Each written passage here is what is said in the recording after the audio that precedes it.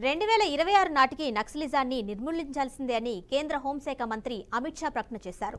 వామపక్ష తీవ్రవాద సమీక్షలో కీలక వ్యాఖ్యలు చేసిన అమిత్ షా అభివృద్ధిని చేరువ చేయాలి అంటే వామపక్ష తీవ్రవాదాన్ని అణిచివేయాలని ఆదేశించారు.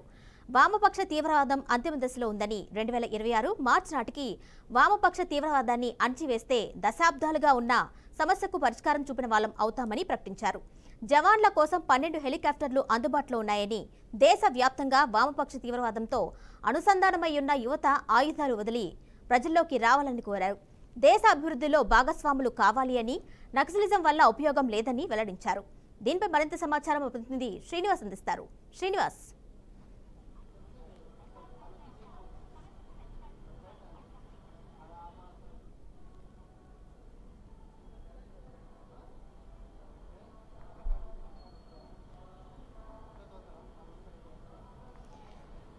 ఇదే అంశం సంబంధించి మరింత సమాచారం మా ప్రతినిధి శ్రీనివాస్ అందిస్తారు. శ్రీనివాస్, చెప్పండి.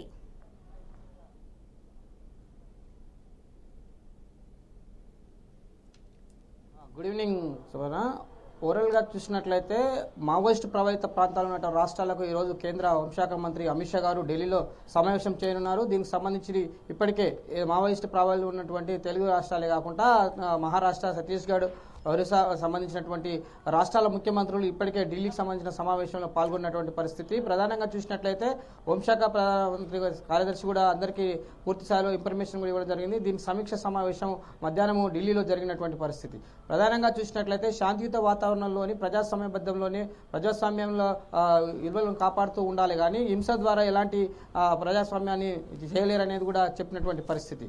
ప్రజాస్వామ్యబద్ధంగా ప్రజలను ఎన్నుకోబడ్డ ప్రజాస్వామ్యంలోనే స్వచ్ఛందంగా ఉండాలని చెప్తున్నటువంటి మావోయిస్టులకు కూడా పిలుపునిచ్చినటువంటి కేంద్ర హోంశాఖ మంత్రి ఇప్పటికే పిలుపునిచ్చారు.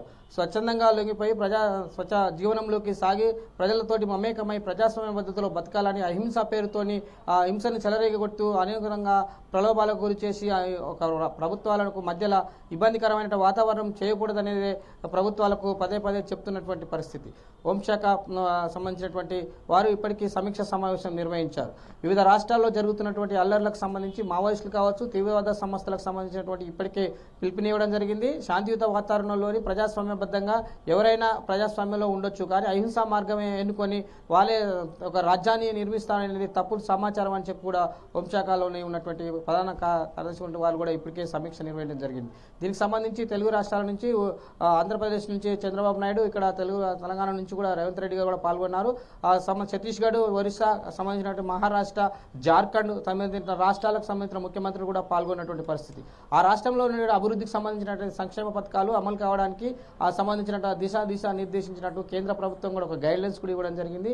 ఇప్పటి వరకు జరిగినటువంటి హింసాకు సంబంధించినటువంటి విషయాలను చూసినట్లయితే ఆ రాష్ట్రాల్లో ఉన్నటువంటి మావోయిస్టు ప్రభావిత ప్రాంతంలో కొంత అభివృద్ధికి దూరమైనది. ఇలాంటి అభివృద్ధిని మరింత పటిష్టం చేయాలంటే అక్కడ మావోయిస్టు ప్రభావిత ప్రాంతంలోని ఇబ్బందికరమైన వాటిని ఇమీడియట్లీ పోలీసు సంబంధించినటువంటి శిక్షణలో కానీ సంబంధించినటువంటి విభాగాలలో వారికి నిఘాలో ఉంటుంది. దీనికి సంబంధించినటువంటి ఎలాంటి ఇబ్బంది కలగకుండా ప్రజలకు మేలైన సదుపాయాలు కానీ మేలైన పరిపాలన కానీ ఇవ్వడానికి కూడా సంసిద్ధంగా ఉందంటూ కేంద్ర మంత్రి కూడా ఇప్పటికే చెప్పినటువంటి పరిస్థితి. ప్రధానంగా చూసినట్లయితే మావోయిస్టు ప్రభావిత ప్రాంతాల్లో కొంత అభివృద్ధికి వెనుకబడ్డది కాబట్టి పూర్తి స్థాయిలో సహకరించాలి, ప్రజలందరూ ప్రజాస్వామ్య పద్ధతిలోనే ప్రజల్లో నడుపుతున్నటువంటి పరిపాలనకు అందరూ సహకరించాలనేది కూడా చెప్తున్నటువంటి పరిస్థితి. ప్రధానంగా చూసినట్లయితే ఇప్పటి వరకు ప్రభావిత ప్రాంతాలలో ఎప్పటికప్పుడు జల్లెడ పడుతూ కేంద్ర వర్గాలు కూడా ఇప్పటికీ ఒక నివేదిక సమర్పించడం జరిగింది. ఆ రాష్ట్రాలకు సంబంధించినటువంటి నిఘా విభాగానికి సంబంధించినటువంటి వారిని కూడా ఒక కేంద్రం ఒక నివేదిక కోరినట్టు కూడా తెలుస్తుంది. దీనికి సంబంధించి ఇప్పటికే వివిధ రాష్ట్రాలకు సంబంధించినటువంటి ఇంటెలిజెంట్ వర్గమే కావచ్చు, సంబంధించిన నిఘా విభాగం ఇప్పటికే కేంద్ర హోంశాఖకు ఒక నివేదిక కూడా సమర్పించినటువంటి పరిస్థితి. ప్రధానంగా చూసినట్లయితే మావోయిస్టు ప్రభావితం ఉన్నటువంటి ప్రాంతాలలో ప్రజాస్వామ్యంలో ఉన్నటువంటి అనేక మంది ప్రజానాయకులని కొంతమందిని పొట్టబెట్టుకున్నారు. దీనికి సంబంధించినటువంటి కొన్ని ప్రాంతాల్లో చూసినట్లయితే ఉగ్రవాదం పేరుతోటి కూడా ఇబ్బంది పెడుతున్నటువంటి పరిస్థితి. భారతదేశంలో ప్రశాంత వాతావరణంలో ప్రజాస్వామ్య పద్ధతిలో జరగాల్సినటువంటి పాలన అహింస మార్గంలో కొంతమంది ఎంచుకున్నారు. అది సరైన పద్ధతి కాదనేది కూడా మరీ ఇతవు చెప్పినటువంటి పరిస్థితి. 2026 వరకు మావోయిస్టు సంబంధించిన ప్రభావిత ప్రాంతాలలో మావోయిస్టు పార్టీ ఉండదనేది కూడా తేల్చి చెప్పినటువంటి పరిస్థితి. ఇలాంటి ప్రభావిత ప్రాంతాలలోని ఇప్పటికే దిశ నిర్దేశించినటువంటి కేంద్ర ప్రభుత్వం రాష్ట్రాలకు కూడా ఒక సూచన కూడా చేసినటువంటి పరిస్థితి. ప్రధానంగా ఈ ప్రాంతాల అభివృద్ధి కావాలి, ఆ ప్రాంతాల్లో ఉన్న ప్రజల యొక్క మనుగడలో పరిస్థితిని కూడా రోడ్లు రవాణా సంబంధించినటువంటి విషయాలను కూడా ఇప్పటికే కేంద్రం ఒక పూర్తి స్థాయిలో ఒక నివేదిక తయారు చేసింది. దీనికి అనుగుణంగా పోవాలన్నట్టు కూడా రాష్ట్ర సంబంధించినటువంటి ప్రధాన కార్యదర్శి కూడా సూచనలు కూడా చేసినటువంటి పరిస్థితి. ప్రధానంగా చూసినట్లయితే ఇప్పుడు ఢిల్లీలో జరిగినటువంటి అమిత్ షా నాయకత్వంలో జరిగినటువంటి ఈ మీటింగ్ లోని పూర్తిగా రాష్ట్ర ముఖ్యమంత్రులకు అందరికీ అన్ని శాఖల వారికి కూడా ఒక ఇన్స్ట్రక్షన్ ఇవ్వడం జరిగింది. రాబోయే కాలంలోని ప్రశాంత వాతావరణంలోని ఎలాంటి ఇబ్బంది కలగకుండా ప్రజలు ప్రజాస్వామ్య పద్ధతిలో ఉండాలి, నివసించాలి, అలాంటి పాలన కొనసాగాలనేది కూడా కేంద్ర ప్రభుత్వం చెప్తుందనేది కూడా అమిత్ షా స్పష్టంగా చేసినటువంటి ముఖ్యమంత్రులు కూడా చెప్పినటువంటి పరిస్థితి. ప్రధానంగా చూసినట్లయితే